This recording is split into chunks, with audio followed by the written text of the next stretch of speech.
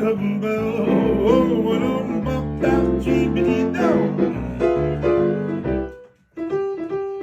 right, on this episode of Good Talk, we got my brother Fee Banks, legendary music exec, one of the best ears in the game, and one of my closest homies in the music industry and out of the music industry. Bring them on. What up? Yo, what's up, Shipes? Good. Good to see you. Brother? What's up with y'all? My man, cool. All right, so look, Fee, before we even get into anything, I appreciate you coming. Our friendship kind of just stemmed from literally just meeting randomly one day at the crib and really just sinking in what a good dude you were, and then just how talented you were. Obviously that led to a relationship that, is far and few between for me, especially in the music industry, because, it's full of fucking creeps. 100%. So we were talking about, kind of just who would be dope to bring on the show, and I thought it'd be ill to tell your story. It's something that is really impressive over the years. Yeah. So I appreciate you coming. Put us on to something, music, clothes, food, anything that you're into right now that's brand new that we need to know about, whether it's an artist, it could be a new food spot you tried, anything. Artist-wise, I don't know if you want to call it new or not, but fuck that Mexican OT. Kind of like, it's what's up from the South right now. You know what I'm saying? He's still pretty new. He's still pretty new. Everybody don't know him, so yeah. So I would say Mexican OT is kind of like, what I'm heavy into right now, like yourself. So artist-wise, Mexican OT. Clothes-wise, I wouldn't even call it new, but they got some fresh-ass Adidas shit I've been fucking with. What are those big-ass boots you got on? There's some Prada boots. All right. Prada's I knew, but those are fly. My wife got the same joint. This was a gift. This was a gift.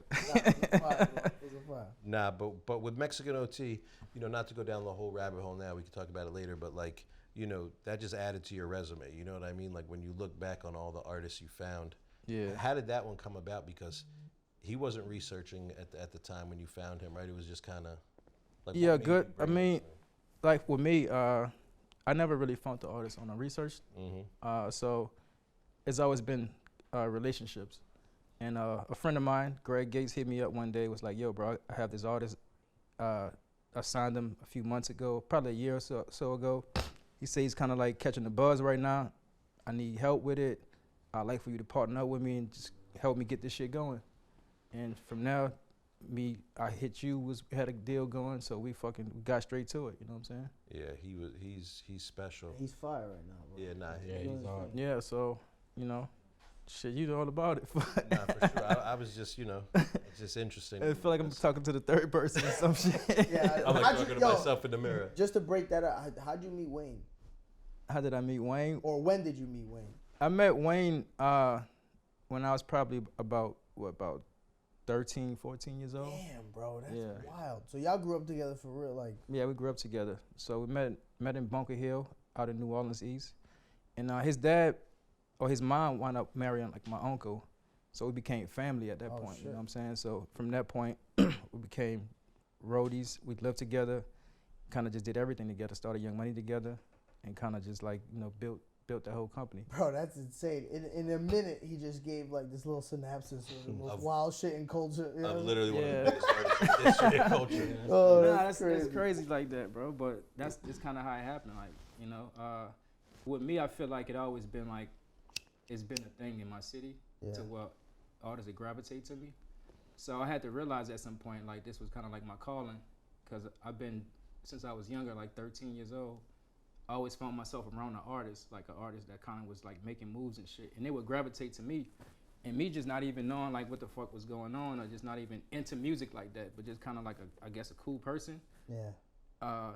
It just kind of kept on happening, till one day I just had to realize like, yo, this shit is like, this is my life. You know what I'm saying? What age was that? Because for me, it was probably like 20 when I linked up with Dizza, and I was like, I already knew what I wanted to do for my life, but that was the moment where I felt it could be real, right? So like meeting him at 14, did you know at that age, or was it like, because he got popping super young, right? Wasn't it like around 14 that he started? Yeah, no, it wasn't at that age. It was it wasn't until I was like about 17, 18 when shit really started going with the Hot Boys and shit like that. That's when I kind of started realizing. But still, I still wasn't taking it just serious though. You used to rap, right? I never did rap. No. Bro, it takes a special type of personality to play behind the scenes like that and crush it and just do your thing and be the best of it. That's wild. Yeah, I never did rap. I could have swore. I know there was. I'm on a few songs and shit. Oh yes, he didn't want to. I was like, I could have sworn that's something he doesn't want to talk about on the show. I never rap. Nah, but you said something interesting about the research shit. You know, like there was no research back in the day. You know what I mean? You and me both come from that era of like just finding talent, either by it being attracted to you or you being the center of, you know, people knowing they can bring talent to you. You know, do you feel that has, like now with all these kids researching shit, right? There's whole research departments, you know, looking for shit. Do you feel that that's like a help or a hamper to like your kind of way you do this?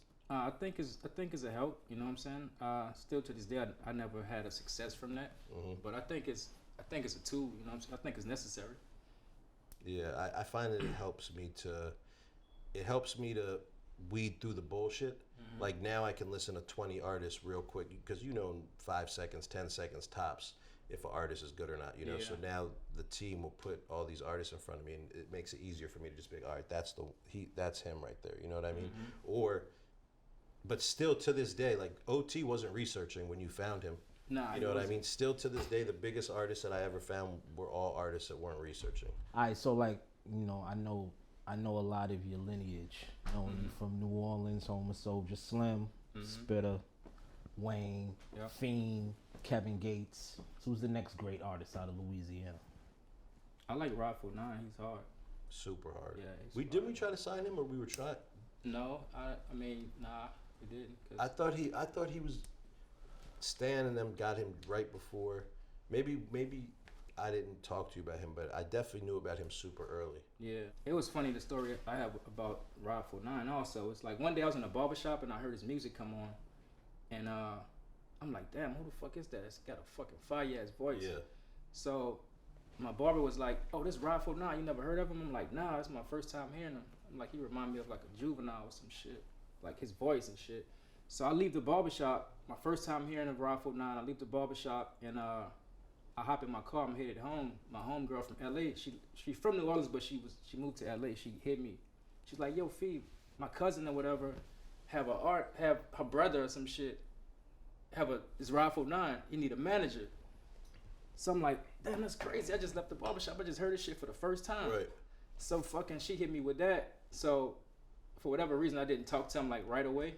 And like I wound up talking to him like a week or so later, or a month or so later, and he had like just done a deal. But if I'd have just like hit it that day, yep, that's how quick it moves, bro. Yeah. That quick. Yeah, there's a kid named Dave Blunts right now who's going crazy, and we called him. We bought his tickets here and everything, and some other label flew him to LA the day before he was coming here, and it was done, signed.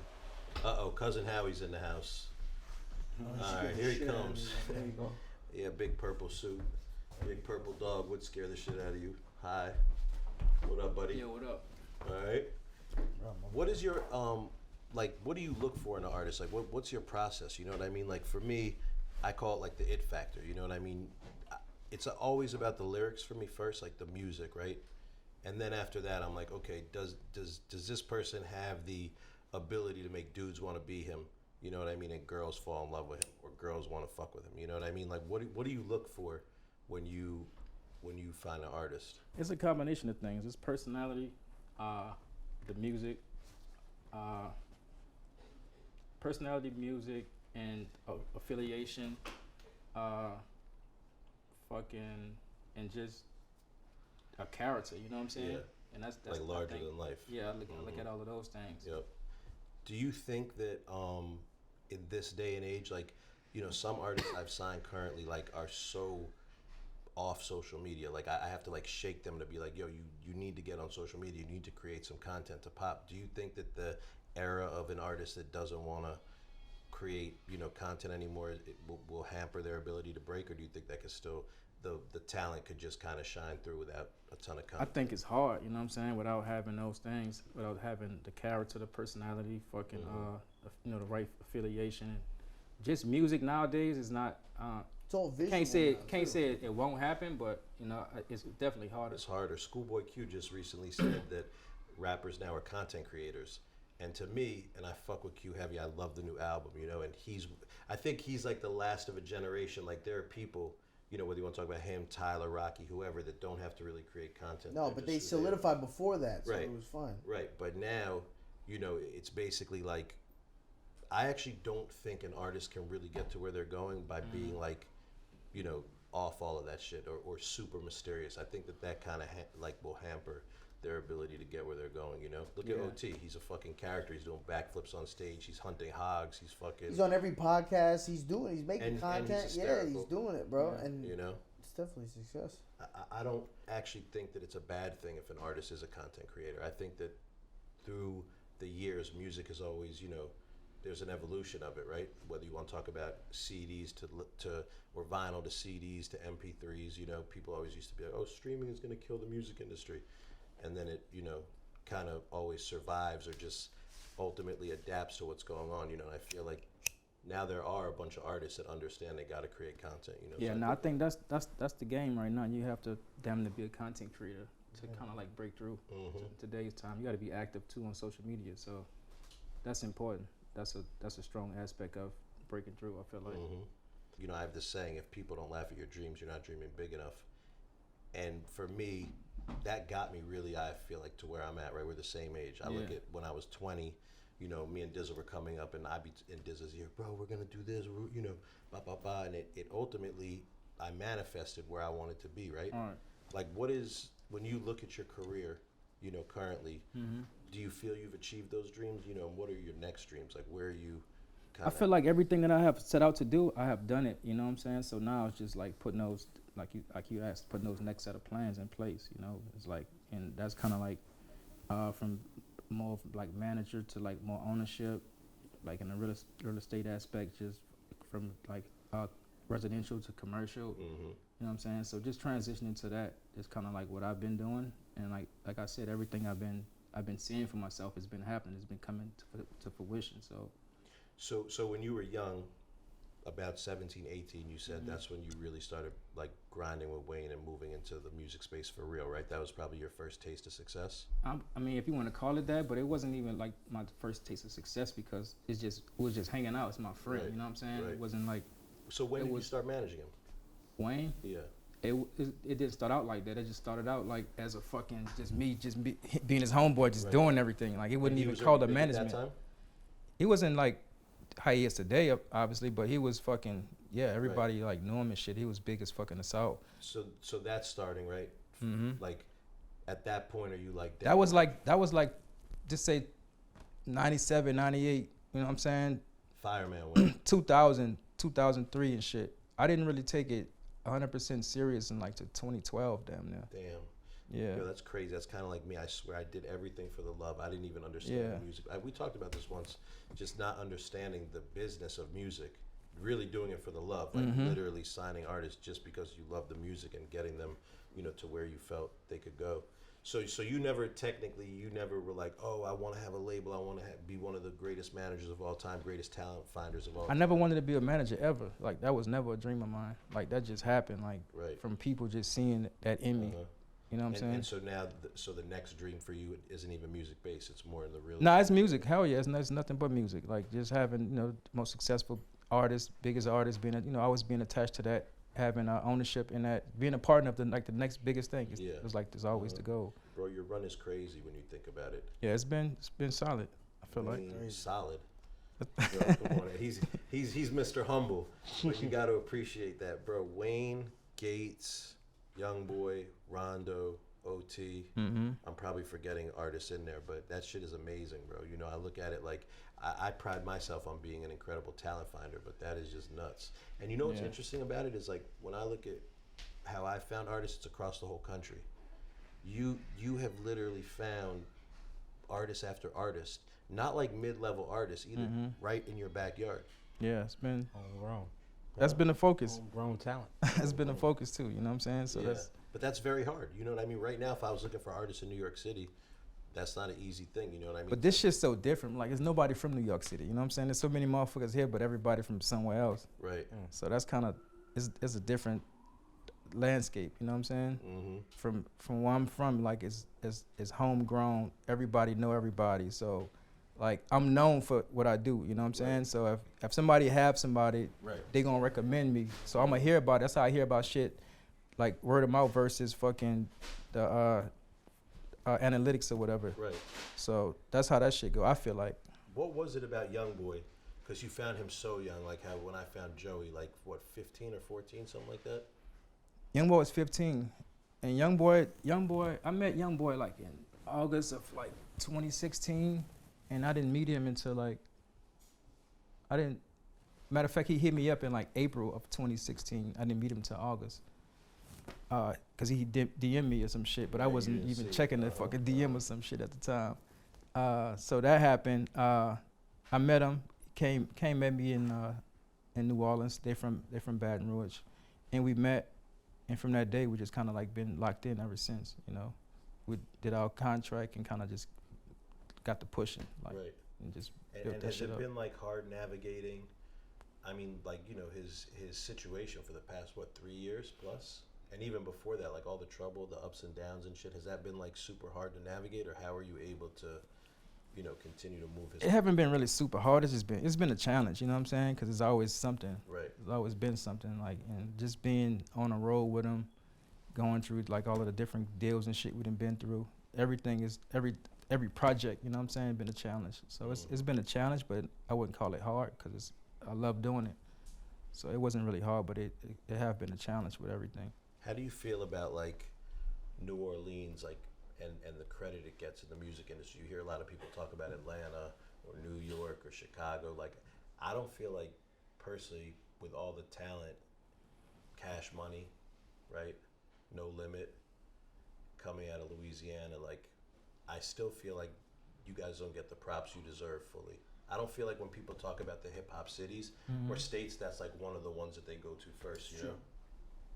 I feel like that's the thing because this shit is so trendy, and like now they have more social media back from when we had the scene. You know what I'm saying? When we had the scene, it wasn't just social Right, media there was based. not, yeah, you had So now Atlanta have it, but now it's a different fucking atmosphere that we live in. So Right. now it's like more like, oh, everything popping is out of Atlanta, or it's out of Memphis, and it's, you know, it's a talking point. But when we had it, it wasn't that. You know what I'm saying? So, but I feel like a lot of people take shit from New Orleans and put it into their music or into their style. sure. Even with the grills and shit, like that was a New Orleans thing. That's where it originated from? I can't say that's where it originated from, but Cash, like Birdman came with the yeah, grills. You know what I'm saying? He had the diamond tee, which transitioned to Texas. Now I have the diamond tee. You know what I'm saying? So but everybody do the shit.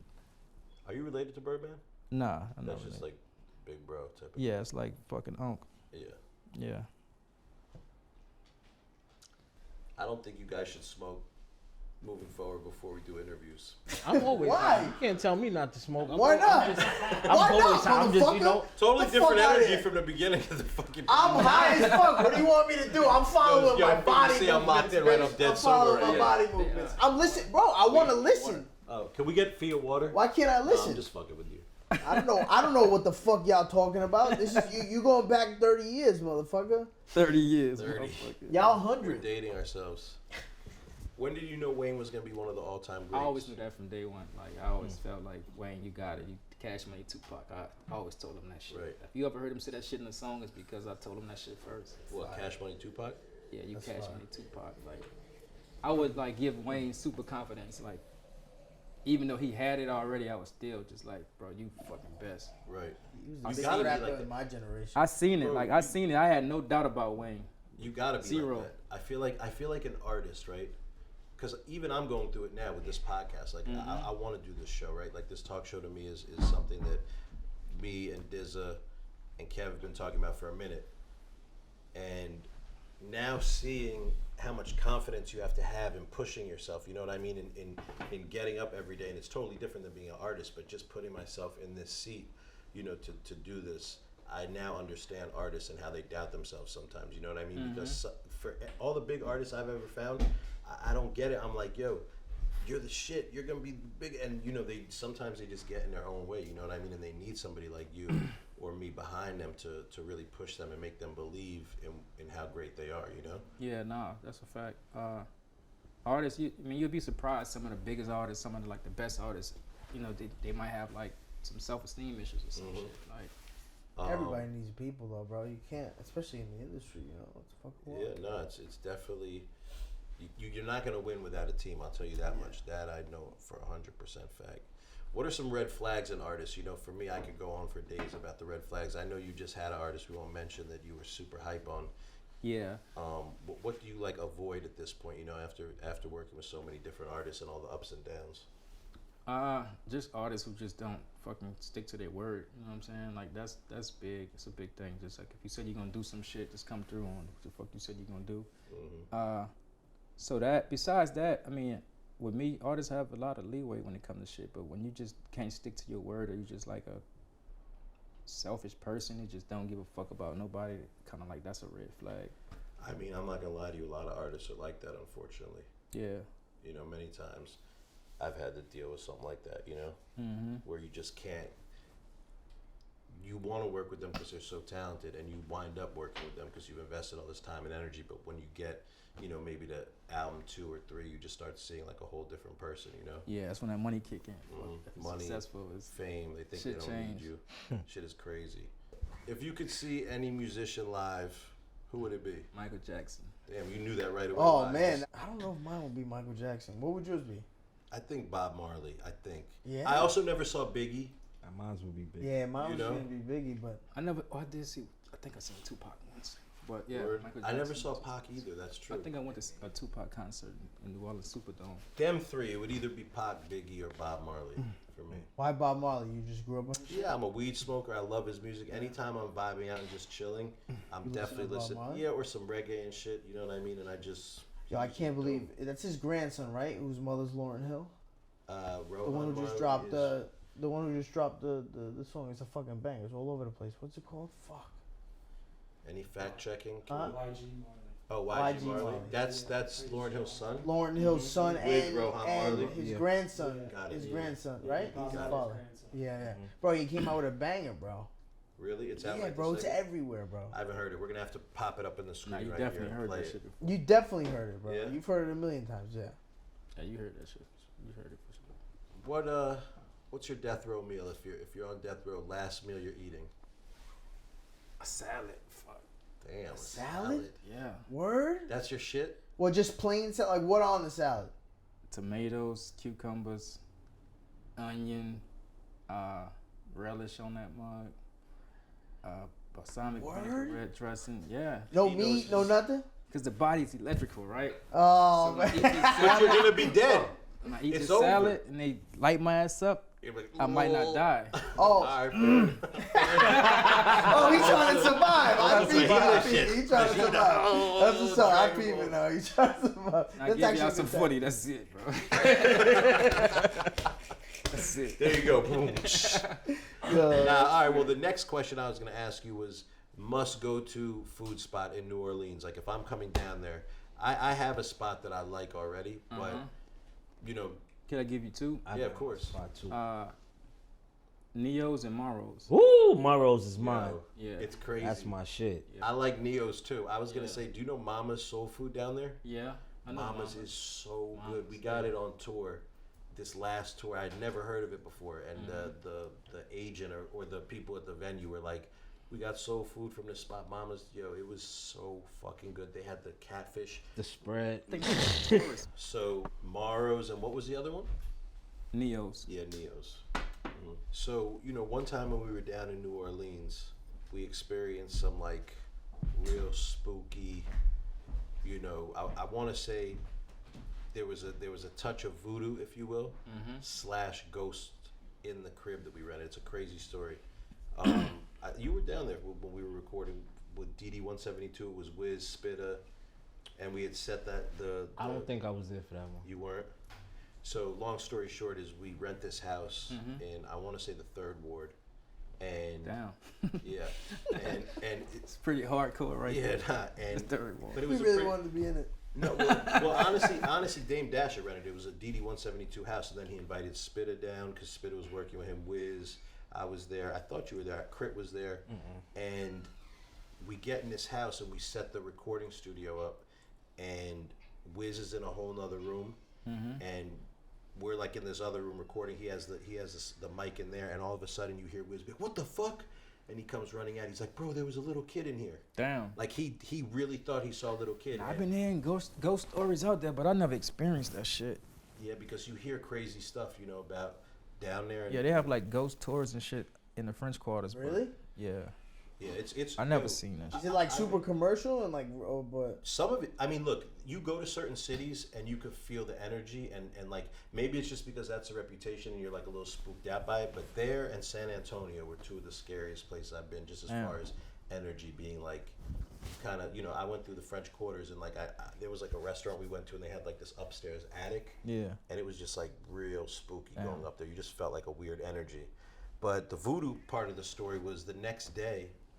This woman came to us. Spitter was out. He was gone from the house. He went somewhere for the day, and it was like me and some other people. And honestly, I didn't know much about voodoo or how it works or anything. And I think you have to believe in it for it to even work on you. Probably so, but yeah. So I still don't trust it. I don't even think about it. But I'm just a crazy story, and I know you're from New Orleans, where it's like predominant down there. Yeah, right? I hear about it. So this woman came up with a box of chocolates and was like, "Hey, you guys are new in the neighborhood. I live blah, blah, blah down here. Here's a box of chocolates for you." And I took it in not knowing. I just was like, all right, cool. Took it in, put it on the thing. Like, I think like the lid was off it too. And Currency came back and he was like, "What the fuck? Who brought the chocolates in?" And I was like, "Oh, this woman dropped them off." For some way, shape, or form, I explained it to him. He's like, "Get that shit out of the fucking house. Damn. Get it out of the house." He's like, "You do not take, you know," I guess like, you know, he just felt that like there might have been like some crazy shit going on. You got any crazy stories like that? Nah, I don't. I never Really? experienced. Nothing? I don't have a ghost story. I don't have a real voodoo story. nothing in the family that's ever happened or anything like that. They Nah. make it seem like that shit is so prevalent down there. They really do. Like if you into it, then Yeah, you yeah, believe in that shit, then you live by that shit. Like Yeah, if yeah, you got families like if their son is in jail and going through like a case to where they know he probably about to get life, Yeah. they gonna sacrifice Oh. It's crazy pig shit, and bro. I'm this not gonna and that, mention and- we have an artist and the just shit like that. work. Like No, shit I working. mean, But I don't have a personal like Yeah, yeah, yeah, experience with right, it to right, right. share with you. that's you know what pretty I'm saying? wild though. Yeah, so I Yeah. never got into it. That's crazy. When you first got on, right, when you first started making money, what was your first like big splurge? I know you're big into cars, and I kind of want to discuss that a little bit. Didn't you own your own auto body shop at one point? Yeah, I did. My first splurge. I always had shit, so I never felt like I did a splurge. Got it. So Yeah. Fuck. Yeah. not like a crazy car, nothing like that. No. Cause it's about for music or what? Just. Just in general. I mean, like for me, when I started making, I mean, real the money, craziest it was car I Sean have, Kingston. the craziest car I ever had is my lowrider. Like that's the funnest car I ever had. What kind? It's a '87 Buick Regal. I have it right now still to this day. Funnest car I ever had. Second to that is the Lamborghini Aventador. That's kind of like the next craziest. How And many that car cars you costs still have? 60 times more than my Buick. You know what I'm saying? Damn. But the Buick is just. It's just love it. fun. Right, The right, experience right, is just right. like no other, and Uh-huh. it just trip people out when they see that shit on 3 wheels or some shit. So, Right. and for me, just enjoying it. You know what I'm saying? Yeah. The enjoyment out of that is I love it. Like I have a good time in that car. At the peak of your car collecting, how many cars did you have? I never had like over like probably 5 cars at a time or some shit. So when I had my shop and everything, I used to always buy and sell cars. Yeah. So it was easy for me to get cars. Yeah, Oh, it riding made with sense. I ain't gonna say it was people, easy. It just made sense for me to buy cars. I know I'd get them. I could do whatever I wanted them, splurge in them, so- Yeah. and sell it and make a profit. Yeah. I wasn't taking a loss because Yeah. I always look at like, I'm not just gonna buy a car just to splurge, just to fucking take a $300,000 loss on a car. Just Right. I don't want to have a Phantom just to fucking be like, I got a Phantom, Uh-huh. and I take a hit when I sell it. Like Right. I'm not into it for that. So when I was selling cars and shit and customizing cars, I buy whatever. I even buy an athlete a car. They might sell a car back to Buy me. who? An athlete, Okay. a football player, basketball player, whatever the case Like may you be. know that they wanted it beforehand. They'll let me know that, you know, they might put a request in before it come out Yeah, type yeah, shit. yeah. I'll order the car, get it, Mhm. sell it to them, customize it, whatever. So you were doing new cars too, not just old Yeah, I was cars. doing new cars too. That's what's up. So, I mean, that was my time with cars. I was buying and selling cars and I was swapping them out and just switching them out and shit. But as far as just like collecting cars, I'd never really just collect cars. Got it. I was You like a just seller. flip 'em. I was Everything flipping them. flip 'em. Yeah, I was flipping 'em. I mean, it's a good business, so it's literally, you know, Yeah. to your point, you could buy a car, ride around in it a week or something, Yeah, sell it off and Yeah. profit. yeah. It's almost like a crib. Straight up. I wish I had that mindset. It was investment. No, it's a smart mind. Yeah, No, it's for a smart sure. mindset. I don't have that when it comes to cars. Like, I can't really, and I've tried to wrap my head around it. Like, going to auctions back in the day, trying to buy cars, but it just never. Yeah. Some hustles for me worked, some didn't. Yeah, nah, for sure. Yeah. It should take time, and like it's like anything else. Yeah, you gotta be an have to expert. be into it. You know what I'm saying? I was into it at the time, but I kind of grew out of it and kind of Like now, what you just got the G-Wagon and. Yeah, G-Wagon, electric car, low rider, a truck. Just What got you into lowrider? Is that big in New Orleans like that? yeah. Me and Currency, I have a car club, Cruise Life. So I'm in Cruise Life, and we all have low riders and all type of other shit too. But I love my low rider. Yeah. Yeah. Y'all were into it from the beginning. Nah, it's been since like about 2004 maybe. Yeah. When he first got into it, he had a car since then, and we all got cars like some time after. Fire. And been having like cars, like even when I had my lot and everything with the cars and shit, we always just connect on cars and do shit. So the car club is basically, it's a cruise club. You said that's what it's called. Cruise Life. Cruise Life. Oh yeah, I heard of that. Spitter really goes hard with that, right? Yeah, yep. And so you're his partner in that with Musa. Yep. And what is it? It's basically just like a club. It's a club, yeah. It's a club with members. Fucking yeah. How do you become a member? You gotta kind of like register. We gotta accept you. Right. Shit like that. So you look at their cars, be like, all right. Look at their cars and shit. Yeah. Inspections. That's type part of it. So you'll That's part inspect the of whole vehicle, Yeah. everything about it. Yeah. How many people y'all deny? Denied? I'm not even sure. Like, are you like actively? You guys have a website where people can apply? Nah. I'm not the guy who look and like inspect the cars and shit. My other guy do that shit. It's not a website. It's just like we'll pull up to you or you pull up to us and we'll just like the guys that come out like check so it's them out. people who like, know you, who know straight, about good. you. It's kind of like us in the weed game. Yeah. Like you're not gonna get any boof weed over us. We know exactly what's going on. We know exactly what we're looking for. Yeah. Just a different culture. What was your first surreal moment? Your first like pinch myself moment? Pause. I was doing this shit for nothing. You know what I'm saying? I was out on the road for no money. So it's like when I started getting money, it was like I deserved this shit. You know what I'm saying? So it's like it wasn't like a pinch. It was like fuck about time. Right. I'm like, oh nah, get it now. You know what I'm saying? So I can't remember a pinch myself moment because I felt like I worked for everything that I have, and it kind of like was a build up to get to that level to where it's like I'm just taking it in and just all right, nah, let's go harder.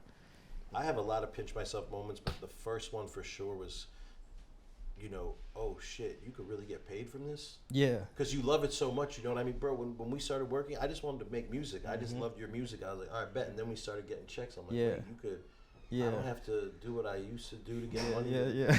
That was my first where I was just like, damn, this is crazy. Even with Youngboy, bro, and the success that everybody see, like, that shit was a grind, you know what I'm saying? Like, really? It was a grind. It was risking my life, like in the streets, damn near, you know what I'm saying? So it was like, fuck. Yeah, Feel me? It's interesting because I was obviously very far removed from that in the sense I really only, and I love Youngboy's music, but I didn't know anything about him until it felt like he was big, you know what I mean? Meaning like I didn't see any of the come up. So, through that whole come up, right, was it like, I hear the dangerous part, but also was it like, when you say a grind, like what was the grind? Nowadays, grinding is social media, you're shooting content, what was it, just show after show after, because he's young, you know what I mean? Were you going to high schools? What was it? We was going like the small cities. We was just like even like when just say 21 Savage hit him up, like randomly DM'd him one day. We hopped in the van and went to Atlanta, shot the video and shit. Like we had to pull up in 21 Hood and fucking everything in between that shit. You know what I'm saying? Had to get all his homeboys to Atlanta. It's like it was a lot of shit that I was in control of or just overseeing. You're the adult in the room. I'm the adult in the room, so and I'm around all these young kids and just really like giving them guidance along the way too, as much as I can. You know what I'm saying? So it was a lot. It was a lot. You feel like more or less take your guidance. They take it to until to they get rich. You know what I'm saying? It's like shut the fuck up. I'll tell you. Take it to extent. You know what I'm saying? They listen, but they was like everybody kind of like want to learn for themselves. You know what I'm Sure. saying? It's like I get you. I I, hear mean, you. I respect that though. Yeah, I hear you, but I wanna like figure this shit out too somewhat. So that's kind of how it was. How did the Quando Rondo situation come about? Was that you finding him and bringing him to Youngboy, or Youngboy found him and brought him to you? YoungBoy found Quando, I believe, and brought him to New Orleans, and we was all just all together. Like it just was like one big family. So I think YoungBoy and Quando connected some kind of way. Got it. Yeah, I can't remember exactly how it happened. What was the hardest lesson you had to learn business-wise? You know, for me, it was like I really didn't even understand the music business until I was about 30. So I look back on certain shit and I'm like, damn, I didn't, you know, when I found Sean Kingston, I didn't know XYZ things. I don't want to say exactly what it was. Yeah. Or whatever. Even with Nip, you know, I was still learning. And then I feel like by the time like I had found Crit, I really understood, you know, the game. Just business, bro. Cause like I said, me and Wayne started Young Money, but we started this shit just like, you the CEO, Yeah. I'm the rapper. Yeah, that's fucking crazy. You know what I'm saying? That's crazy. Like I had the first fucking Young Money tattoo on my neck, but we didn't do the paperwork. You know what I'm saying? So it's like, Yeah. you feel me? So it's like, You live and you learn. The thing is if you're smart, you'll learn from your mistakes. yeah, You'll for sure, never for repeat sure, them. You know, I really consider you one of the greats. You know how I feel about for it. sure. You're Likewise. and everything, and your poise, which I want to talk about in a second, just how calm, cool, collective you are. But you know, when I look back on kind of, you know, some of the mistakes that I made, I can't believe that it got me like this far. You know what I mean? Because some of the turns could have been like career-ending turns. You know, Yeah. but then you kind of, like I said, you learn from that, and you're like, all right, I won't do this again. You know, and I just think that it's interesting when you look back on something. And Yeah, that shit is growing pains, man. So I mean, either you gonna learn from it, or you could be like, you know what, I fucking quit. I ain't doing this shit no more. well, The you- one thing I learned is nobody gonna give you shit. You know what I'm Period. saying? Like you Not- got they're it. gonna take it from you before Yeah, they they give it to you. 100%. So you got to know that, like, nobody gonna give you shit. You got to learn as much as you can about everything that you need to know, You know, as fast as you can, because the shit is moving lightning Right. speed. you know what's crazy about you saying that about you and Wayne? Just like you're gonna be the president, he's gonna be the Yeah. artist, or however that is. There's a book called Good to Great, and basically it's about going from good to great. And there's a real difference between just being good at what you do and great at what you do, Yeah. right? And they say that if you put a bunch of good people at their job in a school bus or whatever, in a bus, and go head out, whatever, you might not know where the destination is, but it's just a bunch of good people. You're only gonna get somewhere good. Yeah, But if you put a bunch of great people in a bus and you're headed wherever, you don't know where that bus is going, but most likely Greatness there's gonna great happen. people and Yeah. greatness going to happen. And the way you are as an exec and the way he is as an artist, that's literally what happened. You yeah, know what I nah, mean? for sure, for sure. Obviously you're around, but like the whole Drake situation. Nah, you so should- around that time, I had went back to New Orleans for after Katrina, cause Drake came in around, like Drake and Nicki. I didn't meet them when they first showed up to Young Money. I had kind of left Miami and went back to New Orleans around 2006, maybe about 2006. And I was back in New Orleans, like starting out the construction and like buying properties and shit, cause Right. everything was fucking dirt cheap back in New Orleans because of Katrina. because of Katrina. So I got into that, and I was into construction for a while. And within that process, I kind of met Kevin Gates. You know, I got my Wow. boy brought Kevin Gates to me while I was back in New Orleans doing Everything that shit. happens for a reason. So everything happened for a reason. So while I'm doing construction and shit, and I didn't even want to deal with artists for that time. Like Yeah. I'm good on artists and shit. I'm Yeah, straight. yeah, yeah. I was back at home, just doing my construction, doing real estate, helping out old folks because they was getting ripped off by contractors and shit at the Yeah. time. So I met a few elderly people that kind of had bad deals and was in their house, but it wasn't finished. Had a little bit money left, and I just kind of took on a few jobs, doing that shit, helped a few people, and Kevin Gates happened. You know what I'm saying? And we got into that, and that shit took off. Yeah. Huge. So boom, that happened. And I took Kevin to Young Money and shit to They meet didn't see the Wayne, vision. hopefully to do the deal or whatever. It kind of didn't work out. Kevin had other ideas and shit, so he kind of moved on. He did his own deal at Atlantic, and we did that, and shit went great. And from that went from Kevin, years passed, to the Youngboy situation. You know what I'm saying? Right. And that whole process, and it's been good. When did you first hear the words Cash Money? When I first heard it, Yeah, like the first time, like was Cash Money like a because I feel like Cash Money really started with Wayne, right? nah, hell He was no, popping beforehand. hell yeah. So Word. Cash Money was a local record company. with big So, records out locally? Baby was a rapper. Right, in the beginning. Or even really not even in the beginning. Yeah, so he was like him and UNLV had a group Oh, called shit, I'm bugging. B32. Oh, I don't know about B32, but I know he was on UNLV records. Yeah, so he had his own tape. It was B32. He was Baby with the B standing for Baby, and 32 Goals is what the 32 was for. Got it. So it's B32. He had a red cassette tape I used to have when I was probably fucking. So his branding was on from the beginning. He knew exactly. Nah, he was on it. Right. He was rapping like, and it was New Orleans, and he was kind of like bounce music. You know what I'm Right. saying? Because that was like He was you had to picking do up on bounce. Master P, right? Nah, it wasn't nothing about Master P around this time. Master P wasn't even on the scene now. I don't P recall. came after Birdman? Yeah, I think so. Like, cause P kind of went to Oakland and then kind of blew up in Oakland and came back to New Orleans. Yeah, I didn't know It's that. from what I heard. Okay. But Birdman was like a fucking youngster, like in New Orleans, rapping and shit. And he had his own tape out. He had UNLV, and I had his tape when I was just like in fucking elementary or some shit, probably, or some shit, Damn. middle school or So something you've like been that. knew about Cash Money. Yeah, I've been knew about him. I think if I could remember right, I used to dream about like my life, how it happened. I used to have dreams about it Right. before it happened, Right. and it kind of came to kind of Manifestation. fruition. Yeah. Uh-huh. And just because I'm trying to understand the timeline, was Wayne signed to Cash Money already when you met him, or that happened together, like you and him together? Nah, he was already on Cash Money when I met him. Got it. Yeah, he was already on Cash Got Money. it. Yeah, you know what I want to say? You guys and like even like Josh, you guys have a very similar personality. You know, it's funny you say that because one of my questions on this show is going to be about how cool, calm, collective you are. Yeah. And I'm not. No, This man but- talks me off the ledge all the time, with whether it's with whatever we're dealing with. So I don't actually think we are similar. No, not similar. But I'm saying your personality trait, not necessarily. Like he's a machine, bro. This motherfucker is doing construction. He's doing.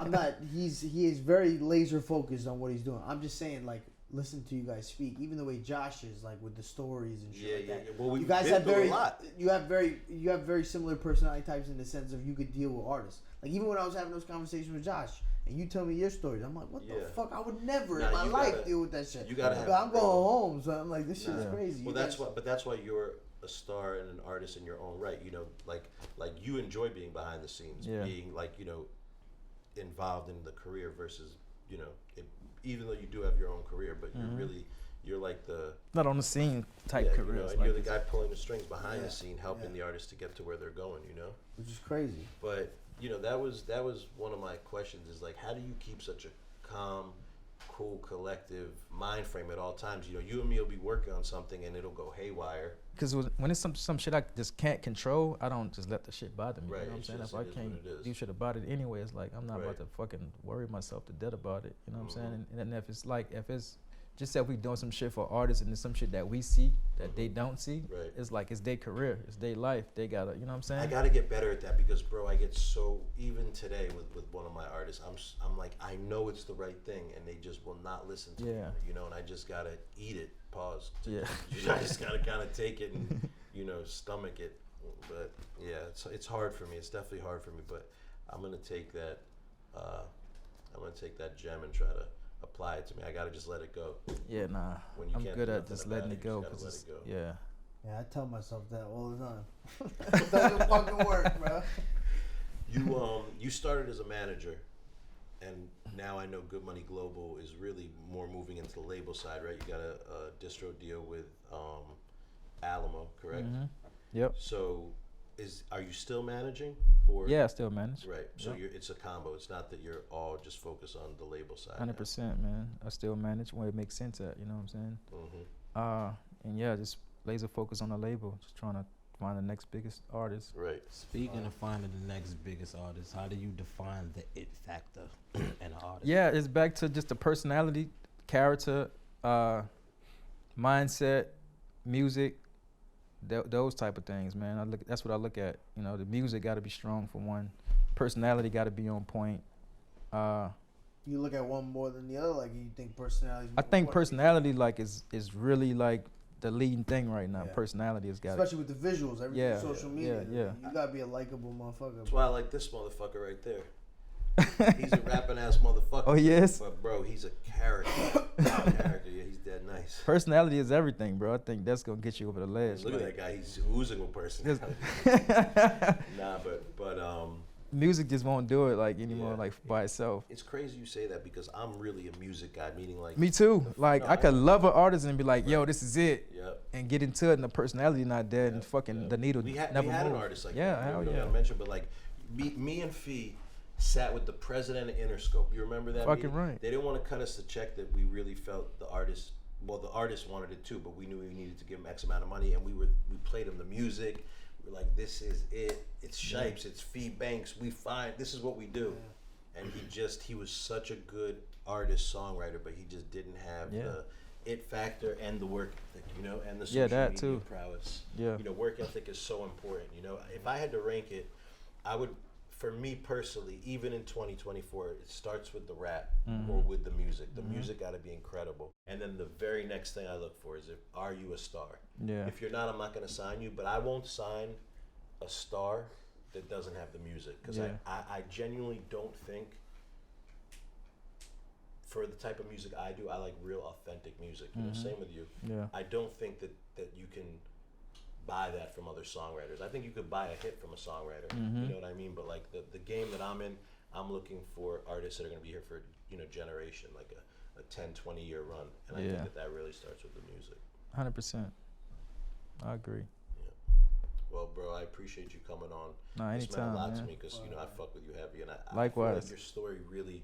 I always tell you this. I want your story to be like one of the biggest in the industry because you deserve. I gotta it. get in, and I'm working on that right now. It's like really getting in with a writer and getting it all down. Like it got to be told in a very special way. You know what I'm saying? I don't think I can get my story out in an interview or a podcast or no shit like that. It's not gonna do justice for it. Well, You know what I'm damn, saying? thanks. Nah, I'm just saying.